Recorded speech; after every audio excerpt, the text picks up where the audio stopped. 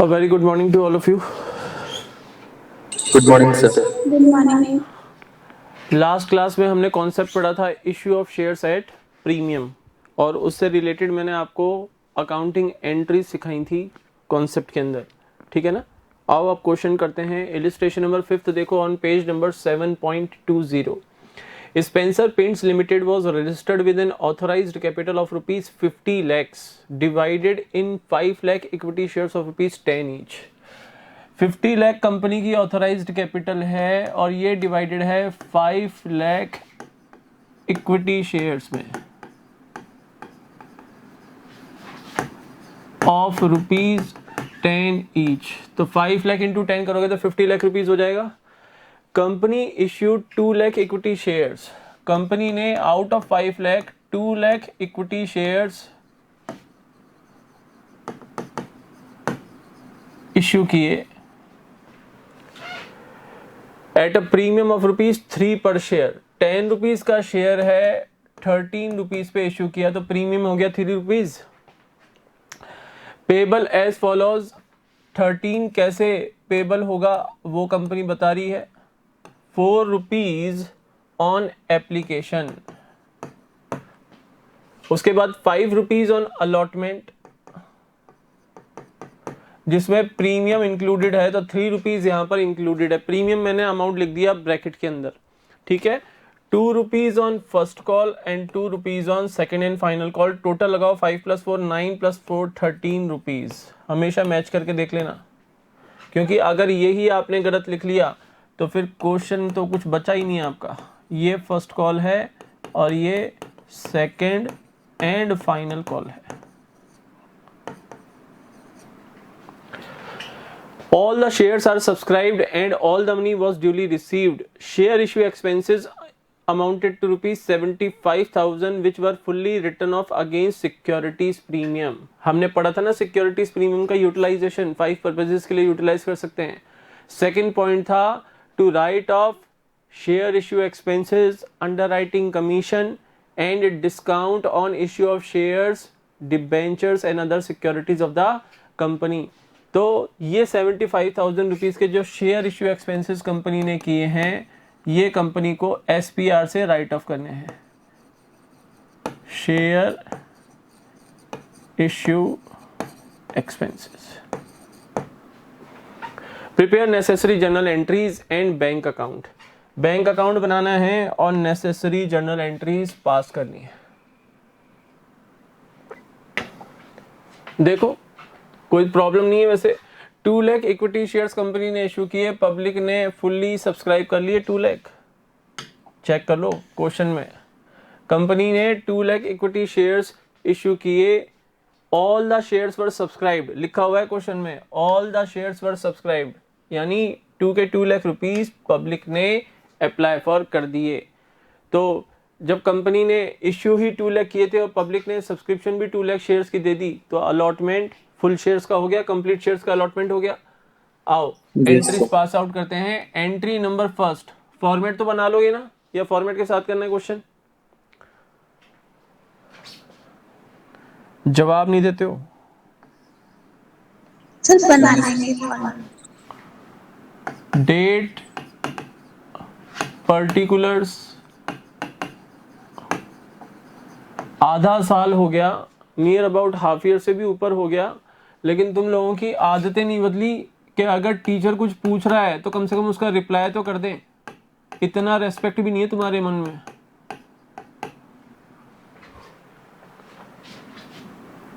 Point number first, application money receive करो 2 lakh shares के ऊपर। 2 lakh into 4 8 lakh rupees. Bank account debit 8 lakh rupees to equity share application account 8 lakh rupees, ठीक है। Application money received on 2 lakh equity shares at the rate of ₹4 per share. 4 rupees application पे due थे। On the date of allotment application money capital account में transfer करोगे, equity share application account debit 8 lakh to equity share capital account 8 lakh rupees. Next, अब क्योंकि आपने share allot कर दिए हैं तो अलॉटमेंट मनी ड्यू करेंगे with the letter of allotment. Sir letter of allotment issue करने की एंट्री भी होती है क्या? कोई फाइनेंशियल ट्रांजैक्शन है क्या वो जो लेटर ऑफ अलॉटमेंट इश्यू करने की एंट्री पास करेंगे? अलॉटमेंट मनी ड्यू करते हैं उसकी एंट्री पास करते हैं equity share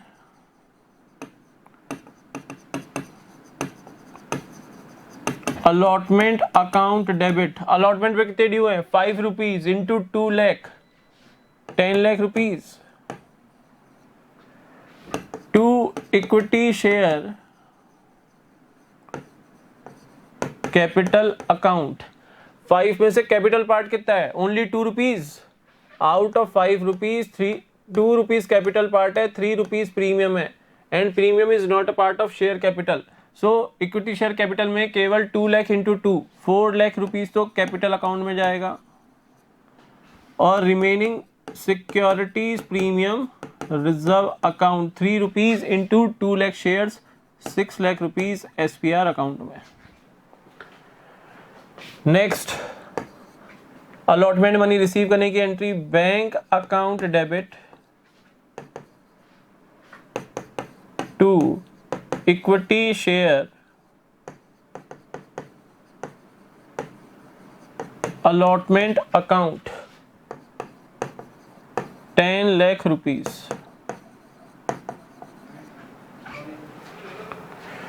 after that first call money due करेंगे और सेकंड कॉल मनी वो भी 2 रुपीज की है, फर्स्ट कॉल मनी भी 2 रुपीज की है। तो एंट्री नंबर 5 हो जाएगी equity share first call account debit 2 lakh shares 2 rupees per share 4 lakh rupees to equity share capital account 4 lakh rupees. First call money receive करेंगे bank account debit to equity share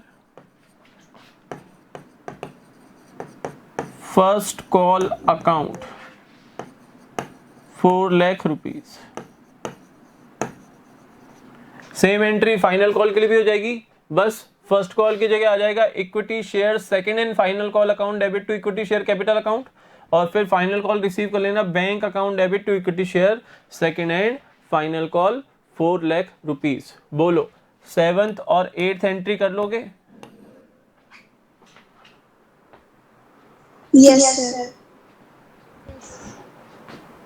उसके बाद 9th entry देखो, share issue expenses की आपने 75,000 rupees के, तो share issue expenses account debit 75,000 rupees to bank account. Expenses book किए हमने 75,000 रुपीज के और क्वेश्चन में बोला है कि ये शेयर इश्यू एक्सपेंसेस आपको राइट ऑफ करने हैं by debiting to securities premium reserve account. तो securities premium reserve account debit 75,000 rupees to share issue expenses account 75,000। ये हो गया आपका क्वेश्चन कंप्लीट। बैंक अकाउंट बनाना है आपको, वो तो लेजर अकाउंट बनाना है, 11th में पढ़ के आए हो। लेजर अकाउंट बनाने में मेरे हिसाब से कोई प्रॉब्लम नहीं होगी और फिर भी अगर दिक्कत है तो बैंक अकाउंट में पहली डेबिट साइड में लिखोगे to equity share application account 8 lakh rupees, फिर नेक्स्ट पोस्टिंग होगी बैंक अकाउंट में to equity share allotment account 10 lakh rupees, फिर to equity share first call account 4 lakh rupees. Next होगी डेबिट साइड में पोस्टिंग होगी ये सब to equity share second and final call account 4 lakh rupees, फिर क्रेडिट साइड में लिखोगे by share issue expenses 75,000 rupees. बाकी बैंक अकाउंट पर्सनल अकाउंट है, बैलेंसिंग कर लेना, रिमेनिंग बैलेंस आप लिख दोगे by balance carried down. I hope question होगा क्लियर। Yes, sir.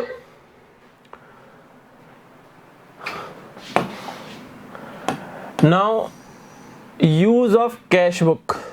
आपने सर इस क्वेश्चन की बैलेंस शीट बनानी हो तो शेयर कैपिटल में आपको दिखाना है कंपनी ने 2 लाख शेयर्स इश्यू किए हैं of ₹10 each, fully called up and fully paid up, 20 lakh rupees share capital में दिखा देना, 20 लाख रुपीज शेयर कैपिटल के सामने दिखा देना। Extract of balance sheet of Spencer paints limited, ठीक है ना, 20 लाख रुपीज शेयर कैपिटल के सामने आ जाएगा।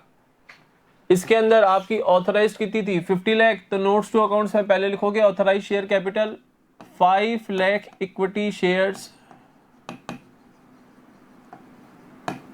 ऑफ ₹10 ईच, अमाउंट कॉलम में लिखोगे 50 लाख रुपीज, और इश्यूड और सब्सक्राइब तो सेम ही है तो एक साथ लिख देना issued and subscribed and fully paid up share capital कितनी 2 lakh equity shares of ₹10 each, 20 lakhs, और यही आपकी बैलेंस शीट में भी आ रही है। इतना ही मैंने आपको बैलेंस शीट में भी लिखने के लिए बोला था, ठीक है ना। केवल आपको बैलेंस शीट में प्रेजेंटेशन ऑफ शेयर कैपिटल ही पूछा जाएगा, आपसे रिमेनिंग चीजें नहीं पूछी जाएंगी कि आपसे एसपीआर कहाँ दिखाया जाएगा, या फिर जर्नल रिजर्व कहाँ दिखाएंगे, या फिर कैश एंड कैश इक्विवेलेंट्स कहाँ दिखाएंगे। इस चैप्टर में आपके सिलेबस में इतना ही है कि शेयर कैपिटल को बैलेंस शीट में कैसे प्रेजेंट करेंगे।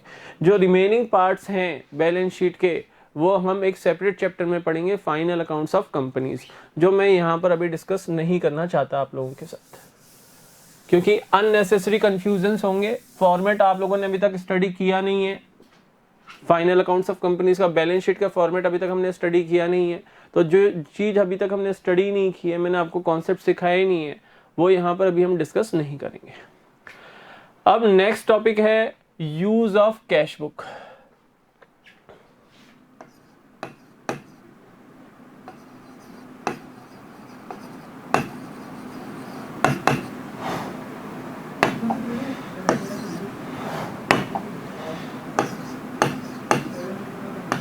Use of cash book, 11th class में कैश बुक पढ़ी हुई है। Yes, Yes, sir. तो जब कैश बुक प्रिपेयर करते हैं, कैश बुक क्या है? Cash book is a journalised ledger. It means when the cash book is prepared then cash book itself satisfies the condition of preparation of cash account and bank account. जब books में cash book बनते हैं, हम अपनी books of original entries, ये one of the book of original entry है cash book. जब आप कैश बुक प्रिपेयर करते हो तो हमें कैश अकाउंट और बैंक अकाउंट लेजर बुक में सेपरेटली प्रिपेयर करने की कोई नीड नहीं होती, क्योंकि cash book itself satisfies the conditions of cash account and bank account. Clear है ना? Yes, sir. अच्छा, जब कैश बुक प्रिपेयर करते हैं तो cash transactions as well as bank transactions are recorded in the cash book. उनको cash book में हम रिकॉर्ड करते हैं। इट मींस जर्नल प्रॉपर में केवल नॉन कैश ट्रांजैक्शंस आती हैं। कौन सी नॉन कैश ट्रांजैक्शंस? जो अदर सब्सिडरी बुक्स में अपना प्लेस फाइंड आउट नहीं कर पाती। अदर सब्सिडरी बुक्स यानी purchase book, purchase return, sales book, sales return, BR book, BP book, ये कुछ अदर सब्सिडरी बुक्स हैं। तो अगर क्वेश्चन में आपको इश्यू ऑफ शेयर्स में अगर क्वेश्चन में आपको बोल दिया कि you are required to prepare cash book, तो जो कैश ट्रांजैक्शंस हैं उनको आप कैश बुक में रिकॉर्ड करोगे, और जो नॉन कैश ट्रांजैक्शंस हैं उनको आप जर्नल प्रॉपर में रिकॉर्ड करोगे। बोलो, बात समझ में आ रही है? सिंपल सा कॉन्सेप्ट है। Yes, sir. अभी तक तो हम क्या कर रहे थे? सारी ट्रांजैक्शंस जर्नल में रिकॉर्ड कर रहे थे। अगर क्वेश्चन में कैश बुक बनाने के लिए बोल दिया, कैश बुक बोला है मैंने, कैश अकाउंट या बैंक अकाउंट नहीं बोला। कैश या बैंक अकाउंट बना रहे हो वो तो लेजर अकाउंट है, उस केस में तो कैश ट्रांजैक्शंस भी जर्नल में आएंगी। लेकिन अगर कैश बुक बनाने के लिए बोल दिया तो फिर आपकी कैश ट्रांजैक्शंस कैश बुक में आएंगी और नॉन कैश ट्रांजैक्शंस आप जर्नल में पास करोगे। आई होप क्लियर होगा ये। yes, sir. नाउ देखो illustration number 6, a limited company offered for subscription 10,000 equity shares और ₹10 each eight a premium of ₹2 पर शेयर। 10,000 इक्विटी शेयर्स इश्यू किए हैं of ₹10 each eight the rate of 12 पर share, ठीक है ना, प्रीमियम पे इश्यू किए हैं। और ये 12 रुपीज कैसे ड्यू है ये भी देख लो। 3 rupees application, 5 rupees allotment and 4 rupees first call. 3 rupees application, 5 rupees allotment including 2 rupees premium है इस पे, और 4 रुपीज ये है फर्स्ट एंड फाइनल कॉल। आगे वो बोल रहा है कि 5,000 10% प्रेफरेंस शेयर्स भी इश्यू किए हैं ऑफ ₹10 ईच, ये इश्यू किए हैं एट पार, ये इश्यू किए हैं एट पार, यानी 10 रुपीज का शेयर 10 रुपीज में इश्यू कर दिया। सर ये 10% क्या है? रेट ऑफ डिविडेंड है, फिक्स रेट ऑफ डिविडेंड होता है प्रेफरेंस शेयर्स के ऊपर, पढ़ाया था मैंने आप लोगों को। यहां पर ये जो 10 रुपीज है ये कंपनी कैसे डिमांड कर रही है? 3 रुपीज तो एप्लीकेशन के ऊपर, 3 रुपीज तो application, 4 and 3 allotment and first and final call, 4 allotment and 3 first and final call. Total check कर लो, 4 + 3 7 + 3 10 और 5 + 3 8 + 4 12, ठीक है। क्या कह रहा है क्वेश्चन में? All the shares were fully subscribed, public ने सारे शेयर फुल्ली सब्सक्राइब कर लिए। Called up and paid up, company ने कॉल अपॉन कर लिया और शेयर होल्डर्स ने पे कर दिया amount. Record these transactions in the journal and cash book of the company, आपको ये ट्रांजैक्शंस जर्नल और कैश बुक में रिकॉर्ड करनी है। बोलो क्वेश्चन में कोई डिफिकल्टी हो तो बोलो। ये क्वेश्चन कर सकते हो क्या आप, या मैं करवाऊं इसको? मुझे जल्दी से रिप्लाई दे दो बच्चों, ठीक है ना, रिप्लाई करो। कर लेंगे सर। किसी को प्रॉब्लम हो तो बोलो, अदरवाइज हम नेक्स्ट क्वेश्चन पे चलेंगे। इस क्वेश्चन में कोई प्रॉब्लम नहीं है, सिंपल सी बात है। जो कैश ट्रांजैक्शन है, आप कैश बुक का फॉर्मेट बनाओ। आप कैश बुक का फॉर्मेट भूल गए हो तो लिखो यहाँ पर कैश बुक, ये है डेबिट साइड यानी रेसीट साइड, और ये है क्रेडिट साइड यानी पेमेंट साइड। प्रॉपर फॉर्मेट के अंदर जाने की, बहुत ज्यादा पर्टिकुलर फॉर्मेट बनाने की जरूरत नहीं है। वैसे तो कैश बुक में सिंगल कॉलम कैश बुक है जिसमें बैंक कॉलम होगा, तो आपको डेट पर्टिकुलर्स, वैसे तो 5 कॉलम्स आते हैं on each side of the cash book. कौन कौन से? Date, particulars, voucher number, ledger folio और बैंक कॉलम। ऐसे यहाँ पर date, particulars, voucher number, ledger folio and bank column. अब यहाँ पर ये सारे कॉलम्स में आपने नाम दे दिए।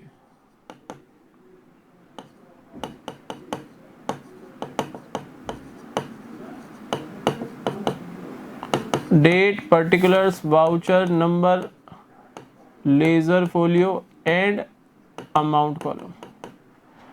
अब जो आपकी कैश ट्रांजैक्शंस हैं, जैसे पहली एंट्री होगी bank account debit to equity share application account 10,000 shares into 3 rupees per share, तो 30,000 आप यहाँ लिखोगे bank account debit to equity share application account amount 30,000 amount column में।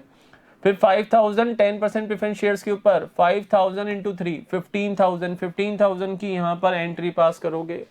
एंट्री भी पास हो रही है, हाथ की हाथ आपका ऑटोमेटिकली बैंक अकाउंट भी प्रिपेयर हो रहा है, क्योंकि कैश बुक जब बनाते हैं तो कैश और बैंक अकाउंट सेपरेटली बनाने की रिक्वायरमेंट नहीं होती, तो बैंक अकाउंट भी आपका ऑटोमेटिकली हाथ की हाथ साइमल्टेनियसली बन रहा है। उसके बाद आपने एप्लीकेशन मनी रिसीव कर ली, अलॉटमेंट डेट पे फिर क्या करोगे? एप्लीकेशन मनी को कैपिटल अकाउंट में ट्रांसफर करते हैं। अब वो तो नॉन कैश ट्रांजेक्शन है, उसको जर्नल में पास करेंगे। तो एंट्री, कंपाउंड एंट्री पास कर देना equity share application account debit 10,000 into 3 30,000, 10% preference share application account 15,000, to equity share capital account 30,000 and to 10% preference share capital account 15,000। बोलो चीजें समझ में आ रही है बच्चों? Yes, sir. Muskan and Gunjan, Yes, sir. तो ये क्वेश्चन आप इजीली कर लोगे। इस क्वेश्चन में ऐसा कोई डिफिकल्टी आपको आएगी नहीं। चलो आगे बढ़ते हैं। अब नेक्स्ट टॉपिक है आपका issue of shares at discount. देखो पेज नंबर 7.23 पे गिवन है, पेज नंबर 7.23 के बॉटम में गिवन है, और कॉन्सेप्ट का कुछ पोर्शन आपको पेज नंबर 7.24 के ऊपर भी गिवन है। टॉपिक है हमारा issue of shares at discount, issue of shares at discount. Share discount पे इशू कब माना जाएगा? जब शेयर की फेस वैल्यू है मान लो 10 रुपीज और वो लोअर देन 10 रुपीज के ऊपर इशू किया जाता है, से 8 rupees, 7 rupees, 5 rupees, like that, तो हम कहेंगे share has been issued at a discount. फिर हम कहेंगे shares have been issued at discount. लेकिन ध्यान रखना, section 53 of the companies act 2013 में कंपनीज को प्रोहिबिट कर रखा है to issue shares at discount. Company अपने कोई भी शेयर्स डिस्काउंट पर इश्यू नहीं कर सकती। अर्लियर हमारा जो पुराना कंपनीज एक्ट था 1956, उसमें कुछ कंडीशंस के साथ शेयर्स को डिस्काउंट पे इश्यू किया जा सकता था। लेकिन न्यू कंपनीज एक्ट 2013 जब से एग्जिस्टेंस में आया और उसने ओल्ड कंपनीज एक्ट को क्या कर दिया? रिमूव कर दिया। नया एक्ट एग्जिस्टेंस में आ गया ना, इफेक्ट में आ गया, तो ओल्ड कंपनीज एक्ट तो अब एग्जिस्टेंस में रहा नहीं। तो section 53 of the new companies act 2013 ने कंपनीज को फुल्ली प्रोहिबिट कर दिया to issue shares at discount, except, एक एक्सेप्शन है। एक्सेप्शन क्या है? पढ़ा हुआ है आपने, स्वेट इक्विटी शेयर्स। जब कंपनी अपने एम्प्लॉइज या डायरेक्टर्स को शेयर्स इश्यू करती है at a discount, at a discount और for consideration other than cash, और for consideration other than cash, for providing know how और इंटेलेक्चुअल प्रॉपर्टी राइट्स, तो उनको हम क्या बोलते हैं? Sweat equity shares. उनको हम क्या बोलते हैं बच्चों? Sweat equity shares. तो ये एक ऐसी कैटेगरी है शेयर्स की जो कंपनी डिस्काउंट पे इश्यू कर सकती है। Other than sweat equity shares, company can never issue it's shares at a discount. ठीक है ना? तो टॉपिक यहीं पे खत्म हो गया। देख लो पेज नंबर 7.24 पे देखो, prohibition on issue of shares at a discount. As per section 53 of the Companies Act 2013, companies would no longer be permitted to issue shares at a discount.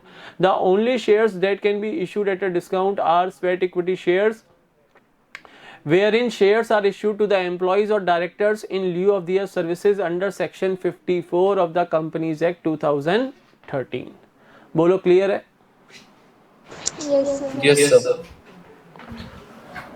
अब नेक्स्ट टॉपिक है आपका under subscription of shares. बहुत easy है। Under subscription of shares. Sir आपने minimum subscription भी पढ़ाया था हमें, ये वही है क्या? नो, बिल्कुल नहीं। मिनिमम सब्सक्रिप्शन का क्राइटेरिया तो ये था कि कंपनी जितने नंबर ऑफ शेयर्स पब्लिक को इनवाइट करेगी, यानी जितने number of shares company issue करेगी उसका मिनिमम 90%, एटलीस्ट 90% तो आपको सब्सक्रिप्शन रिसीव होना ही चाहिए। अंडर सब्सक्रिप्शन का मतलब है कि मान लो कंपनी ने 2 लाख शेयर्स इश्यू किए, 2 लाख शेयर्स इश्यू किए, ये तो कंपनी ने इश्यू किए हैं, तो कंपनी को लेस देन 2 लाख के लिए एप्लीकेशंस रिसीव हों से 1,85,000 शेयर्स के लिए कंपनी को एप्लीकेशंस रिसीव्ड हुई, एप्लीकेशंस रिसीव्ड। तो मुझे बताओ पहले तो ये देखो मिनिमम सब्सक्रिप्शन का क्राइटेरिया फुलफिल हो गया, 2 लाख का 10% 20,000 यानी 1,80,000 शेयर्स के लिए भी एप्लीकेशन रिसीव होती तो हमारा मिनिमम सब्सक्रिप्शन का क्राइटेरिया तो फुलफिल हो जाता है। क्लियर ना? Yes, sir. तो मिनिमम सब्सक्रिप्शन का क्राइटेरिया तो सेटिस्फाई हो गया, फुलफिल हो गया। अब अंडर सब्सक्रिप्शन क्या है कि मिनिमम सब्सक्रिप्शन का क्राइटेरिया भी सेटिस्फाई हो गया, लेकिन जितने कंपनी ने शेयर्स इश्यू किए थे उससे लेसर अमाउंट ऑफ शेयर्स के लिए एप्लीकेशंस कंपनी को रिसीव हुई हैं। तो इस पर्टिकुलर क्वेश्चन में जहां पर अंडर सब्सक्रिप्शन ऑफ शेयर्स होगा, आपको ये तो हर क्वेश्चन में चेक करना है कि मिनिमम सब्सक्रिप्शन का क्राइटेरिया फुलफिल हो रहा है या नहीं हो रहा। अगर वो ही नहीं हो रहा तो इश्यू ही कैंसिल हो जाएगा। अगर मिनिमम सब्सक्रिप्शन का क्राइटेरिया सेटिस्फाई हो गया, condition first satisfied, minimum subscription satisfied. Condition second, क्या जितने शेयर्स कंपनी ने इश्यू किए थे उतने एप्लीकेशन रिसीव हुई? Answer is no. तो ध्यान रखना, जितनी भी जर्नल एंट्रीज पास करोगे आप 1,85,000 की एप्लीकेशंस के अकॉर्डिंग पास करोगे। सर मतलब अब आपको एप्लीकेशन मनी भी 1,85,000 शेयर्स के लिए ही रिसीव हुई होंगी, 2 लाख के लिए थोड़ी ना रिसीव हुई है। एप्लीकेशंस तो 185,000 शेयर्स के लिए आई हैं, तो एप्लीकेशन मनी रिसीव करोगे 1,85,000 शेयर्स पर। उस एप्लीकेशन मनी को कैपिटल अकाउंट में ट्रांसफर करोगे, वो भी 185 पे। अलॉटमेंट मनी ड्यू करोगे 185 पे। अरे भाई 2 लाख के लिए तो एप्लीकेशन रिसीव ही नहीं हुई, तो 15,000 किसको अलॉट करोगे? किसी ने अप्लाई नहीं किए। सर अंडर राइटर्स ले लेंगे। अंडर राइटर्स तो तब आते हैं एग्जिस्टेंस के अंदर, अंडर राइटर्स तो सामने तब आते हैं जब कंपनी को मिनिमम सब्सक्रिप्शन रिसीव ना हो। मिनिमम सब्सक्रिप्शन तो रिसीव हो गया यहाँ पे, तो अंडर राइटर्स का तो कोई रोल ही नहीं है इसमें। बोलो बात समझ में आ रही है? अंडर सब्सक्रिप्शन क्या होता है? Yes, sir. तो देखो पेज नंबर 7.24 पे ही आपको दे रखा है under subscription of shares. Sometimes the number of shares applied for by the public is less than the number of shares offered by the company. Public ने अप्लाई किए 185,000 जबकि company ने सब्सक्रिप्शन के लिए ऑफर दिया था 2 लाख शेयर्स के लिए। Such an issue is said to be under subscribed. ऐसे इश्यू को हम बोलेंगे कि ये इश्यू अंडर सब्सक्राइब हुआ है। In such a case, the accounting entries are made on the basis of number of shares applied by the public. Number of shares applied by the public. बोलो clear है क्या? Yes, sir. Yes, sir. Yes, sir. देखो next illustration number 7th। Shiva limited issued 20,000 shares of ₹10 each at a premium of 10%. Sir 10% premium का मतलब face value कितनी है share की? 10 rupees की। कंपनी ने 20,000 शेयर्स ऑफ ₹10 ईच इश्यू किए एट अ प्रीमियम ऑफ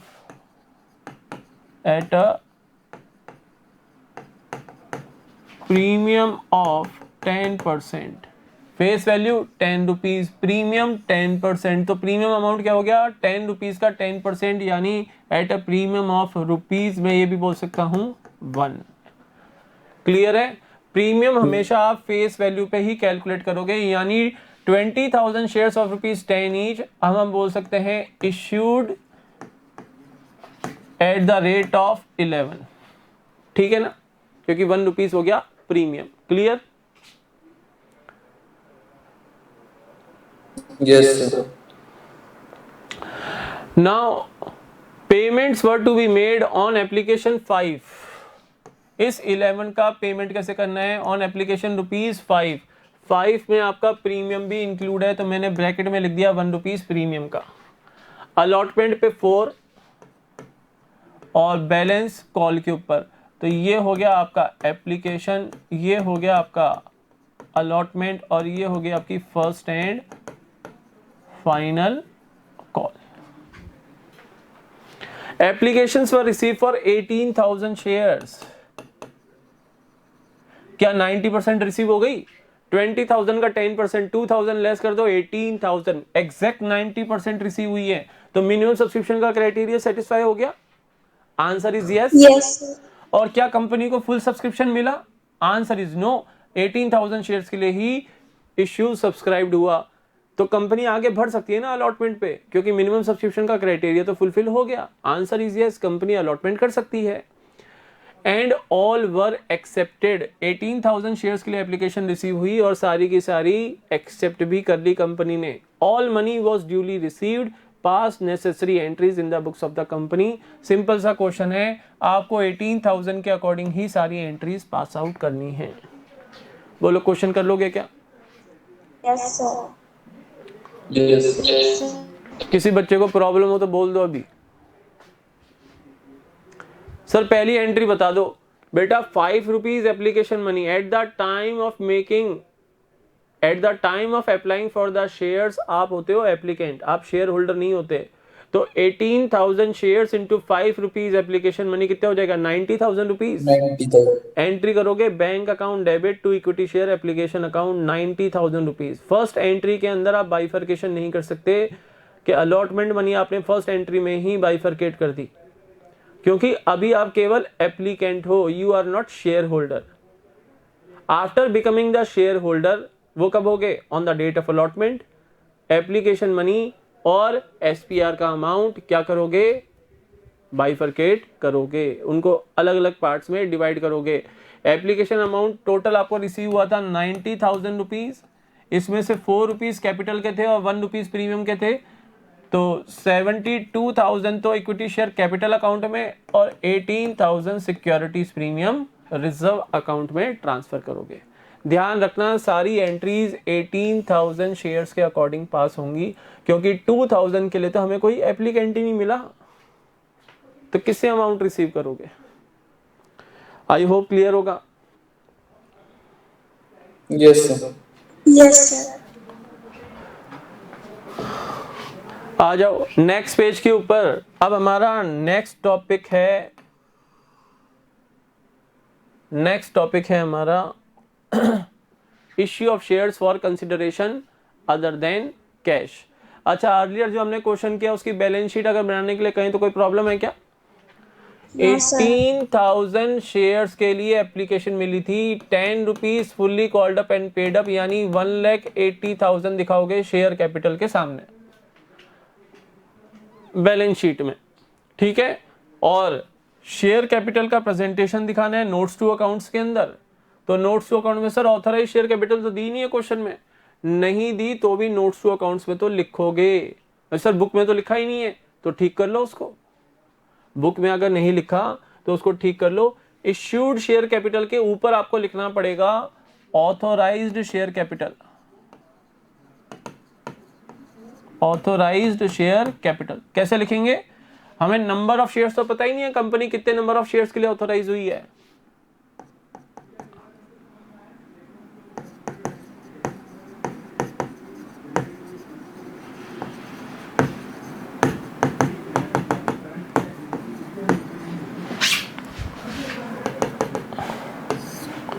आप लिखोगे dash dash dash equity shares of rupees dash dash dash each, amount column में डैश लगाओगे और यहां पर एक लाइन ड्रॉ करोगे।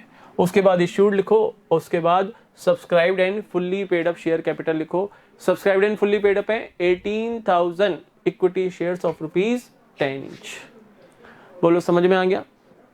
Yes, sir. अब ऐसा करो, नेक्स्ट टॉपिक जो है issue of shares for consideration other than cash, ये हम करेंगे कल। आज के रिमेनिंग टाइम में ये टॉपिक हम प्रॉपर वे में डिस्कस नहीं कर पाएंगे, तो मैं स्टार्ट नहीं कर रहा। आज के लिए हम इतना ही रहने देते हैं, इसको अच्छे से रिवाइज करो। कोई डाउट्स हो तो मेरे से कल की क्लास में पूछना, ठीक है ना बच्चों? Yes, sir. तो that's all for today. Have a nice day to all of you. Goodbye. Nice day, sir.